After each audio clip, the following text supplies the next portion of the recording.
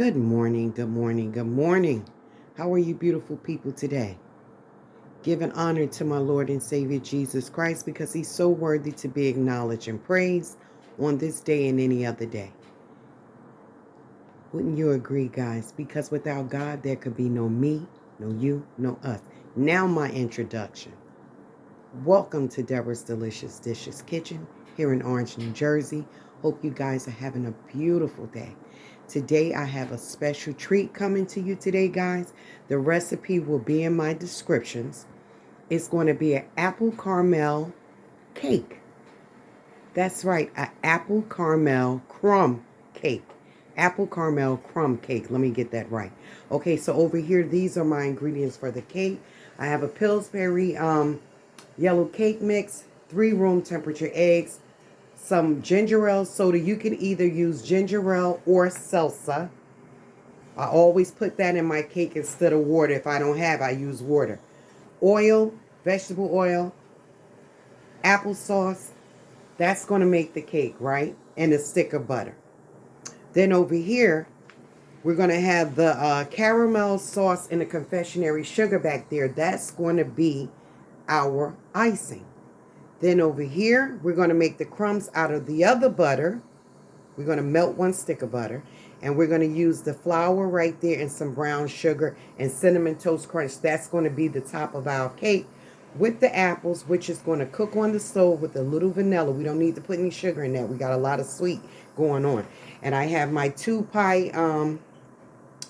cake pans right here that I've sprayed with olive oil and baker's joy with the flour and the oil mixed together. So we're going to put this in a 350-degree oven, guys, and it's going to cook for a good 30-35 minutes, and then we'll show you the results. But let me start mixing this together, okay? So guys, this is my baked batter. Sometimes I like to do it by hand instead of an electric mixer because you can get rid of the lumps and it's not as tough. The batter won't be as tough as when you do it with the mixer. So anyway, I have in here my sparkling water or gingerale soda. I have 1 cup of water. Well, I don't use the water. I use the cup of gingerale or the salsa. And if you feel that your batter is still a little thick, add a little water. A 1/2 cup of oil, 3 room temperature eggs, and a stick of butter. I still put butter in it with the oil. And a 1/2 cup of applesauce. That gives it a nice fluffy consistency and it's moist. So that is the batter. Over here, guys, we have the crumb mix that's going to go on top of the cake, which is flour, a cup of flour, a cup of brown sugar, and this cinnamon toast dust, cinnadust, and a 1/2 stick of butter. That's going to be our topping to the cake. Over here in this pan, this little saucepan, guys, I melted 2 tablespoons of butter. I'm going to put maybe a can and a half of the pie filling because it's pretty big. And then I'm going to add a tablespoon of vanilla to that. No sugar or anything is going to go on this. Only a little bit of the cinnamon toast crunch, which is just cinnamon and brown sugar mixed together.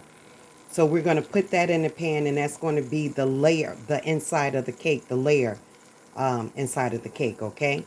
All right, then I'm going to make over here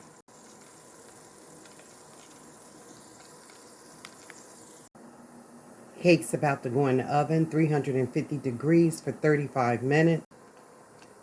Our apple topping is coming along right here, so I used a 1.25 of a can of the apples, and I put in some a tablespoon of vanilla and some cinnamon dust to go inside of here. No other ingredients because the apples are sweet enough.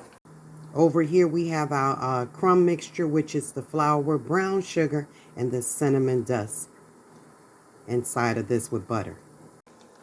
Guys, the most important part, I forgot to tell you about the cinnamon.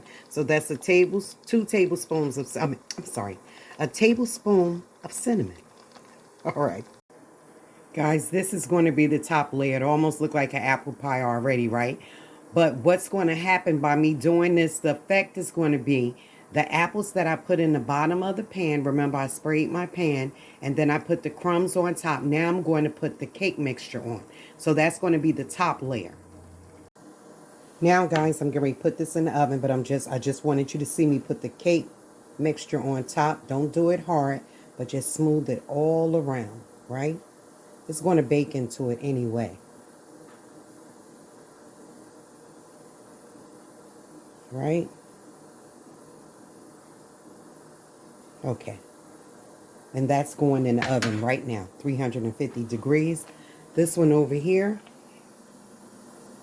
I just sprinkled the crumbs on top. You'll see how that's going to work out. That's going to be our middle layer, the bottom layer. Okay, guys, so this is my homemade frosting. It's 3 cups of confectionery sugar, 1 teaspoon of vanilla, 1 tablespoon of caramel, a teaspoon of cinnamon, and a couple of drops of whole milk to the consistency that you wanted, and 2 tablespoons of butter. I'll show you after I finish whipping it up. This is the frosting going in the refrigerator. So guys, these are the 2 beautiful cakes. This one had the apple and the crumb on the bottom. Then I just put some crumbs that baked on top of this one. But this is going to be our top layer. And this one is going to get the apple filling right there, the frosting, the cinnamon frosting, and the nuts I'm going to put on half of the cake because one of my sons doesn't like nuts. So I'm not going to put nuts on all of it. Okay, guys.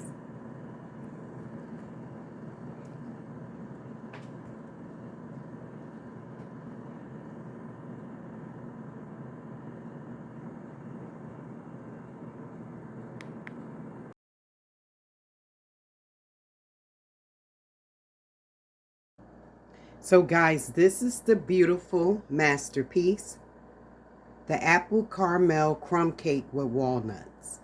I decided to put walnuts all over it and my son could just scrape them off. It's only on the top. That is it, guys.